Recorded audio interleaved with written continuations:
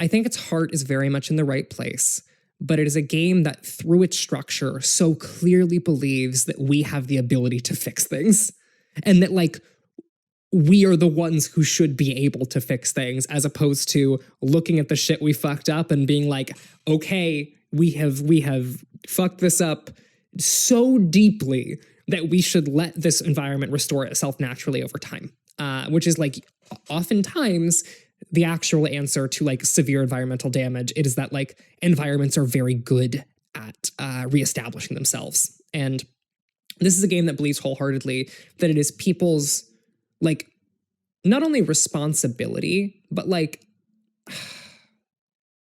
there is this like, there's a phrase the game uses at the end where it's like, once we leave and recycle everything, we return the land to the animals who are the new stewards of this environment.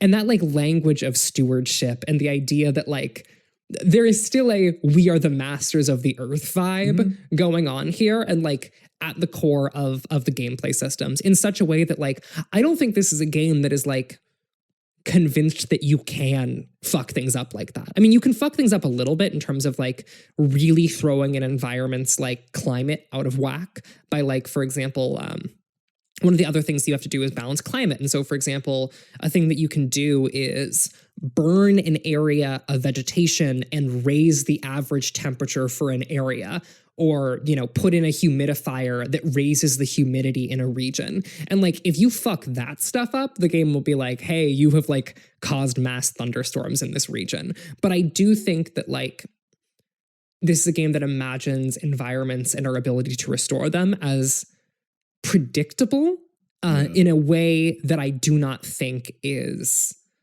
particularly fair to the world we actually live in. I think it's a really well-made game, the thesis of which is based on like some like very techno-fetishist magical thinking about our ability to just like technology in this game is magic. It is just straight up like we can wizard our way out of the devastation that we have wrought.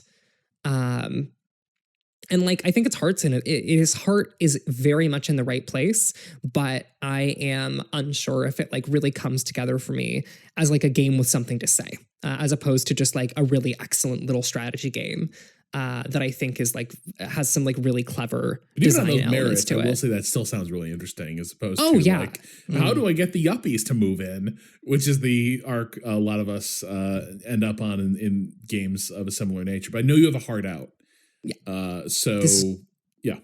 I was just gonna say, it's a cool game. I think it's like worth your time and like worth people like checking out, especially because of like, the puzzles are fun. Looking at an environment and trying to be like, okay, right, I know that for this region, I have to have a forest on a hill. How can I make this forest? How can I turn this hill that doesn't have any trees around it into a forest is like a really cool process. So yeah. Those are my thoughts on Terra Nil. This game sounds just like me kidding out my office.